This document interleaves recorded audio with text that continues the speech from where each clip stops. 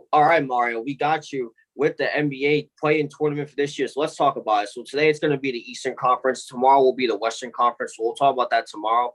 And from there on, Mario, the round one of the NBA playoffs will begin on Saturday. So we'll get that to you on Friday since we don't record on the weekends. So let's get started. So basically, before I explain the four teams playing today in the East, let me just explain how this is going to work. Okay. So basically, what's going to end up happening is the seventh and eighth seed are going to face each other, right? And whoever wins that game gets the seventh seed.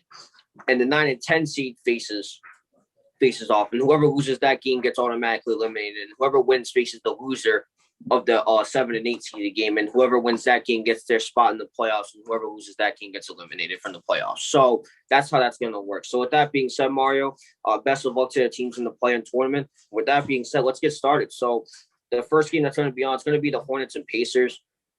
They play today at 6:30 in Indiana, so I do wish them the best of luck there. I'm gonna start with the Pacers first. The Pacers have been they've been quite an on and off team, Mario. They went from blowing teams out to just getting blown out themselves, and they're on and off. They made the playoffs the last couple of seasons, and they haven't really had much success with that. So I can only imagine what's going to be moving forward. As for the Hornets, they drafted LaMelo Ball. Teddy Rozier's there. He's doing a really good job. But like you've seen, the Charlotte Hornets really haven't been playing good basketball lately. But despite that, I'm going to be honest, it's going to be a really good game, Mario. But at the end of the day, I think I'm going to have to go with the Hornets on this one, despite them not having the best few games. The last few games, they haven't really been playing that good. But despite that, I think I got the win in this game. I know LaMelo Ball's leading this team, and he's a rookie, and that's a lot of pressure. But who's to say he can't do it? And I have faith in LaMelo Ball. I think he'll get the job done. And with that being said, I'll give me the Hornets to win this game. I'm gonna disagree. I got the Pacers win this game. The reason why is because, well, first of all, Pacers wise, I could just see them going in. But the reason why is because I think it's a lot of pressure to put on a rookie to bring into the playoffs. Not saying he can't do it, but if so, somebody on the Hornets, I feel like is gonna have to have a career season or a career game, excuse me. Whether it's LaMelo Ball or Terry Rozier, PJ Washington, Bridges, whoever it might be, whoever you pick to whoever it might be, that's who one of those guys is gonna have to have a career game. As for the Pacers, I can see DeMontis Sabonis, I can see Karis LeVert, I can see them and Miles Turner, add him to it too. I can see them kind of creating a game plan to win and to get into the playoffs. Unfortunately, like the Pacers, they had to get into this play-in tournament, but DeMontis Sabonis, Miles Turner, those guys, I think they have enough experience too. And even Karis LeVert, I think they have enough experience to know how to get into the playoffs, and I think they're going to do it. You look at the teams, and I just think the Hornets are too young right now. I just think they are. I just think it's too young of a team. But, again, I wouldn't be surprised if the Hornets made it. I could just see the Pacers in it, though. But, hey, I mean, with that being said, it would be pretty cool if LaMelo Ball in the Charlotte Hornets won this game and ended up going to the playoffs. It'd be pretty cool. But regardless, whoever wins that game gets the 7th seed, which is whoever wins that game will be the team that ends up facing the Phoenix Suns in the playoffs.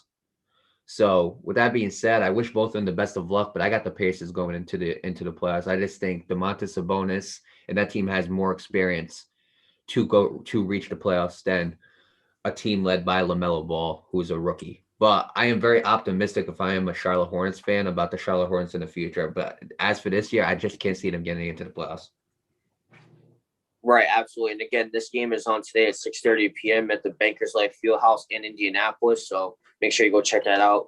And now we got the next game on this list, Mario. It's the Wizards and the Celtics. This one's on tonight as well at 9 p.m. at TD Garden in Boston. You know how it be. Shout out to my Boston fans out there. Stand up. You know how it be. Let me talk about the Celtics for a bit, okay, Mario, since this is my team, of course. They have not been impressive at all. Like they've had their games, and I'm glad for that, but they just have not been an impressive bunch whatsoever. They have not been consistent. Defense has not been the greatest. The offense, yeah, it's good, but it could be better. You know what I mean?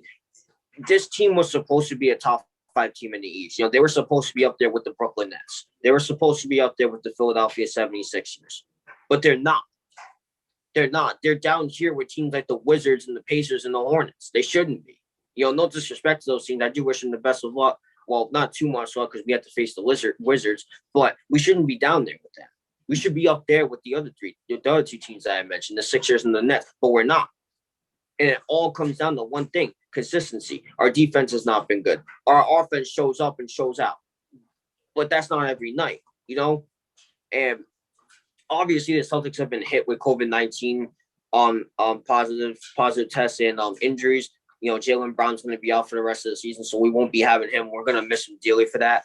But other than that, Mario, like when we're healthy and we're playing at our best basketball is like a number 12 seeded team. You know what I mean? We're not a good team, and this team was supposed to be a super team according to a lot of people. I don't see a super team in front of me. I don't see a super team in front of me. Don't get me wrong. I'm not going to hate the Boston Celtics. That's my team until the day I die. But if they're as good as everybody says they are, they wouldn't be in the play-in tournament. They would already have their spot secured in the playoffs.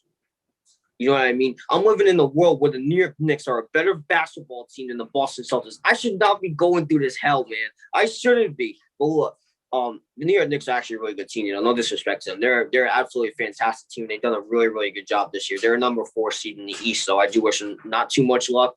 But from an analytics standpoint, I do wish them the best of luck because it's been a while since the New York Knicks have had this kind of success. But going back to the Celtics, I got to ride with my team. I got the Celtics winning only because they're my team. If it was a different team, that I wouldn't really care who I picked.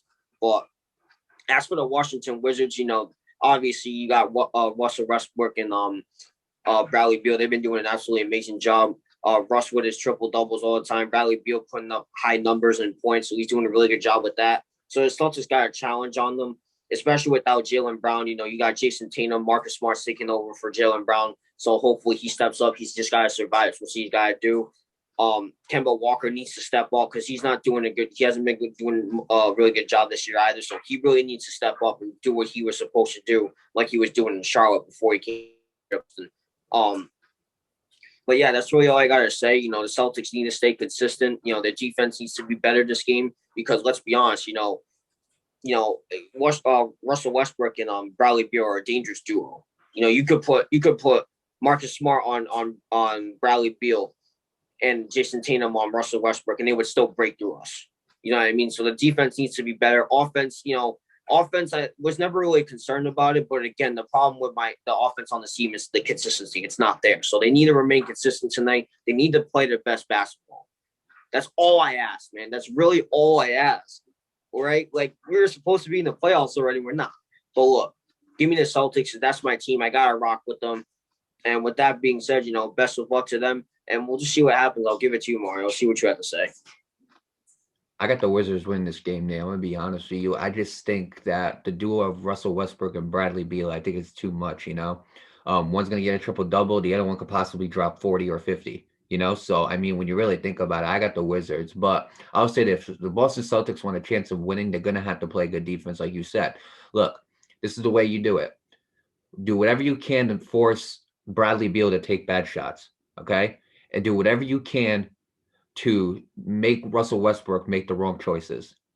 It's just as simple as that. That's the way you're going to win it, okay? Because if Bradley Beal is going to drop 40, forget about it. If Russell Westbrook's going to go for another triple-double, forget about it. I will say this. I think Russell Westbrook might have to hit like a 20-point triple-double in order for them to win, but I can definitely see that happening.